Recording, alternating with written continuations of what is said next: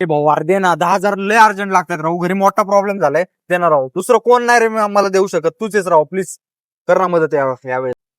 असते पण हे माझ्या EMI साठी येत रे. आता लगेच एका आठवड्यानंतर माझ्या गाडीचा EMI. आठवड्याने ना मी तुला 3 दिवसात देतो राहू. पण प्लीज असं नको करू राहू. प्लीज लय अर्जंट आहे राहू. खरं सांगतो. अरे भाऊ समजून घे, EMI जर मी नाही ना भरला टायमावर तर मला दंड लागन. हे राहू दे ना भाऊ. अरे तुला 3 दिवसात देतो म्हणलं ना. विश्वास नाही करावं प्लीज. आता मदत कर, तुला नक्की देतो. 3 दिवसात देणार ना? हा भाऊ 100% देणार. ठीक आहे, हे घे चल. पण भाऊ. मला आहे ना टायमावर द्यायचे बरं का. अरे भाऊ नक्की भाऊ तूच आहेस माझा मित्र. खरं नक्की देतो राव. चल चल. काय नाही निवांत.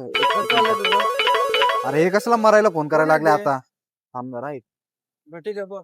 हॅलो बोल की भाऊ. अरे आठवडा झाला राव, तू 3 दिवसात पैसे देणार होता माझे. अरे देतो ना. आत्ताच आठवडा झालाय. देतो तुला लगेच देतो. अरे पण माझा हप्ता आहे, तुला सांगितलं होतं ना. तू तर 3 दिवसात देणार होता बोलला ना. अरे हो देतो. पैशांची नाही बंदोबस्त झाला. देतो की काय पळून चाललो का लगेच.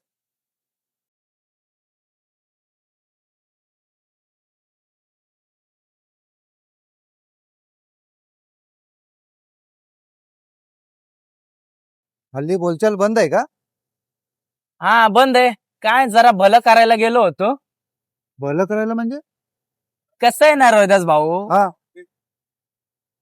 काय आहे ना, मित्रांना पैसे तेवढे द्यायचे की जेवढे तुम्ही आहे ना विसरू शकता. नाही तर कसं आहे,